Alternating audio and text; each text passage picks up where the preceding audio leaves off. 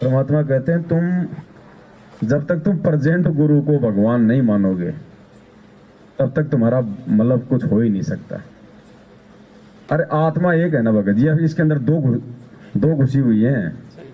अगर आत्मा एक है तो उसका पति भी एक ही है। सुकरात था जो बहुत बड़ा दार्शनिक हुआ है, सुकरात को जहर देके क्यों मारा गया? उसने यही कहा था कि अगर दुनिया में कहीं भगवान है तो एक हो सकता है, एक से अधिक भगवान नहीं हो सकते।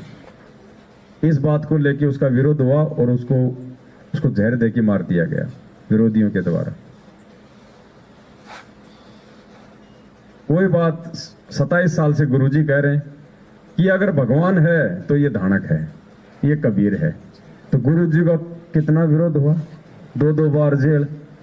अब हम क्या कह रहे हैं, अगर वर्तमान में कोई भगवान है तो ये संत रामपाल जी भगवान है। तो देख लो आप और हमारे लग रहे हैं लट ये पहचान है भगत जी, ये पहचान है। गुरु संघर्ष कर रहा, चेला मौज कर रहा, जिंदगी में पार नहीं हो सकता। गुरु वाले लक्षण आपके साथ भी होंगे अगर आप अपने गुरु के रास्ते पे चल रहे हो तो लट खाना पड़ेगा। तो भगत जी के इस मार्ग में इस साथ संगति की इतनी आवश्यकता कैसे पड़ी परमात्मा के रहते सकते? ऐसा क्या रीजन पड़ गया था परमात्मा? वो तो हमने देखी है पूरी फिल्म, मगर मैं ये समझना चाहता हूँ कि भाई इस मार्ग में इस साध संगति की क्या आवश्यकता पड़ी कि भाई परमात्मा को साध संगति अलग से बनानी पड़ी? अब भैंस के मालिक को उसके गले में बेल्ट डालने की क्या जरूरत पड़ रही है जब उसको घर की 4 दीवारी में रखता है? तो वही तो मैं जानना भाई, उस समय तो जरूरत पड़ती नहीं जब खुला चारा सार पूरा 4 दीवारी के अंदर फैला पड़ा। भाई परमात्मा हमें अंदर से जागृत करना चाहते हैं कि हम स्वयं आगे बढ़ें। इनों में ऐसा क्या दोष है? जो मैनेजमेंट वाले हैं ये भी तो भक्ति कर ही रहे हैं, तो वैसे तो सब चीजें समझ रहा हूं। दोष भगत जी, दोष उनका नहीं है, दोष उनके संस्कारों का है। दोष उनके संस्कारों का, उनके पिछले जन्म की भक्ति, उनकी यात्रा का है। वो भक्ति तो ये मानो अभी भी वैसा, ये तो नहीं कहूँगा मैं उन्हों की कम है या मेरी ज़्यादा है। ये सब ये हमारे पैमाना हमारे हाथ में नहीं हो तो गुरु जी के हाथ में, ठीक है।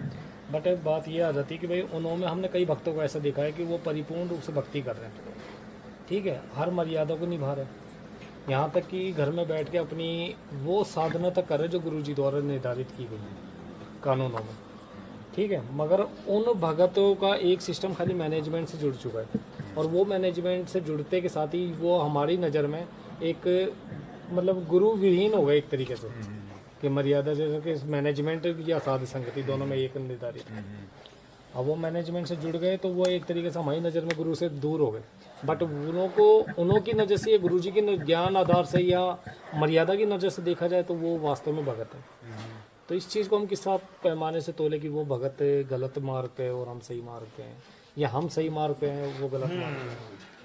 देखो, इसका परमात्मा ने एक हमारे को बहुत अच्छा एग्जाम्पल दिया है। गीता जी में होने के बावजूद भी वो वही जो आप हम बता, हाँ वही बता रहा हूँ। आत्मा बहुत अच्छी है, भक्ति भी कर रही है, सारा सब कुछ है, लेकिन उनकी कहाँ कमजोरी रह गई कि वो जिस कारण से वो परमात्मा के होके भी परमात्मा से दूर है एक तरीके से, ठीक है। परमात्मा ने गीता जी अध्याय नंबर 7 श्लोक नंबर 18 हमारे को समझाया, और क्या कहा उस काल भगवान ने कि ये आत्मा है तो उद्धार, लेकिन मेरी वाली अनुतमाम साधना में संलग्न है। वो भगत है तो बहुत अच्छे, मर्यादित हैं, गुरुजी को गुरुजी मानते हैं, गुरुजी के प्रति समर्पित भी हैं, लेकिन उनकी जो गति है वो मैनेजमेंट के साथ मिलके और जो है वो कर्म फोड़ने वाली है, क्योंकि वो ज्ञान को आधार नहीं बना पा रहे। मैं उन्हों की बुद्धि थोड़ी ना काम कर रही है यहाँ। बुद्धि तो आपकी भी काम नहीं कर रही, जो आपने भगवान को भगवान मान लिया। नहीं, हमारी बुद्धि तो परमात्मा के नहीं काम कर रही भगत जी। जब डिसीजन हम नहीं कर सकते तो फिर सोच हम कैसे सकते? नहीं, परमात्मा के अधीन है। आज परमात्मा के जब हम वो कहते हैं 2 खिलाड़ी है यहाँ पे, एक काल और एक परमात्मा, कबड्डी का मैदान है, ठीक है। हम गुरु जी के पाले के अंदर खड़े हैं, अगर हम कोई मर्यादा से विहीन होकर आउट हो जाते तो ये थोड़ी ना हमने टीम ही छोड़ दी। परमात्मा दोबारा उसको ना एंट्री देता, बेटा कोई बात नहीं, दोबारा मैच हो रहा है, आजा दोबारा अंदर। तो ये चलता है, यही काल में चल रहा है। मगर उस आधार से हम कैसे ये निर्धारित कर दे कि भाई वो बिल्कुल ही गुरु जी के पाले से ही बाहर हो गया, ये टीम से ही बाहर हो गया, जबकि खेल रहा वो गुरु जी के पाले में ही है। नहीं, टीम से बाहर किसने बता दिया? नहीं, मैनेजमेंट वालों तो ये सिस्टम चल रहा है। वो भगत जी हमारी नजरों में बाहर है ना, हमारी नजरों में, क्योंकि हम जो है मतलब की हर चीज को हम ज्ञान आधार से तोलते हैं। अब साध संगति के आधार से तो फिर वो पार होएंगे ही नहीं। अगर वो ऐसे ही रहे चाहे वो कितने अच्छे हैं, वो कितनी भक्ति कर रहे हैं, अगर वो इसी प्रकार से रहे तो वो पार नहीं हो पाएंगे भगत जी। ये ज्ञान मार्ग है। ये शिक्षा क्यों दी फिर भगवान ने? क्या जरूरत थी फिर अक्षर ज्ञान करवाने की, ये शास्त्र पढ़ाने की, ये अच्छे और बुरे कर्म बताने की, 27 साल से रात को 2-2 बजे जाके सत्संग करने की? 2 लाइन बोल देते, जैसे आज ही पीले पर्चे निकाल रहे हैं, 2 पर्चे निकाल देते, गुरु जी ऐसा करो, बस हो गया, जाओ अपने घर पे। सत्संग क्यों किए 4-4, 5-5 घंटे 27 साल से? क्यों अपना समय बर्बाद किया परमात्मा ने इतना भगत जी? खाली देखा देखी में चलने के लिए जो आज वो चल रहे हैं, भेड़ चाल में चलने के लिए। राजनीति के आदेश कब दिए परमात्मा ने? फिर क्यों अपने कर्म फोड़ रहे हैं? संत हो के और तुम गुंडों की सीबीआई जांच करवा रहे हो, ये ज्ञान आधार है? नहीं, वो इसलिए वो दूर हैं, इन चीजों में नहीं है। इसलिए वो भगत, देखो भगत जी, उनके साथ में थे सर। आपको 2 में से एक पार्टी के साथ में जोड़ना पड़ेगा अगर इस भक्ति मार्ग में जीवित रहना है तो। गुरु जी के बाहर आने से पहले घर बैठ के भक्ति होगी, लेकिन वर्तमान में नहीं हो सकती। घर बैठ के भक्ति का समय गुरु जी के सतलोक जाने के बाद का है। जब तक गुरु जी इस पृथ्वी पे हैं और जब तक गुरु जी जेल में, आपको दोनों में से एक पार्टी के साथ आपको जुड़ना पड़ेगा। चाहे मैनेजमेंट के साथ में जुड़ के आप जी कुकर्म कर लो, चाहे साथ संगति से जुड़ के आप जी सुकर्म कर लो, तो ही आप भक्ति पे रह पाओगे, आप टिक पाओगे। आप सोचो छोड़े रे यार, वो भी ऐसे वो भी ऐसे, मैं तो अपने घर पे बैठ के भक्ति करूंगा, 6 महीने बाद आपको वो मदन पंथ में मिलेगा। घर बैठ के भक्ति नहीं होगी भगत जी। मतलब ये जंग का समय, इसमें तो लड़ना ही पड़ेगा। बिल्कुल 2 में से एक के साथ तो रहना पड़ेगा आपको। ये तो सत्य बात है।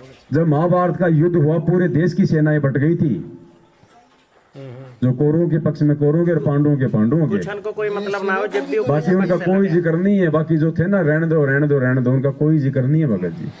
पूरी दुनिया की आई थी महाभारत में। पूरी दुनिया समझो, पहले इतनी जनसंख्या थी भारत में, कम से कम कोई मतलब 20 देश थे भारत की सीमाओं में। तो वर्तमान में भगत जी आपको एक पार्टी से जुड़ के रहना पड़ेगा।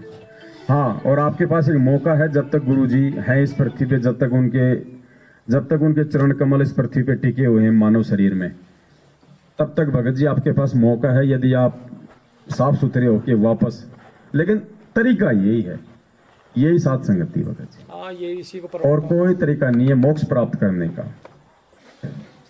देखो गुरुजी को हम कितना समझ पाए, उनके रहते सहते, उनके सत्संगों को हम कितना समझ पाए, सब जानते हैं भगत जी। ये बुद्धि परमात्मा ने साध संगतियों से जोड़ के हमारे को बख्शी है। सही बात। ये साध संगति ही वो एक मतलब माध्यम है, जिस माध्यम से हम इस परमेश्वर की मोक्ष वाली सीढ़ी को हम प्राप्त करेंगे। दूसरा तरीका नहीं है। आज आप क्यों नहीं कर रहे वो कुकर्म, जो कुकर्म वो लोग कर रहे हैं? क्यों नहीं कर रहे? सिर्फ एक ज्ञान का अंतर है, सिर्फ ज्ञान का अंतर है भगत जी, सिर्फ सोच का अंतर। और ये ज्ञान और सोच भगत जी पिछले संस्कारों से उत्पन्न होती है।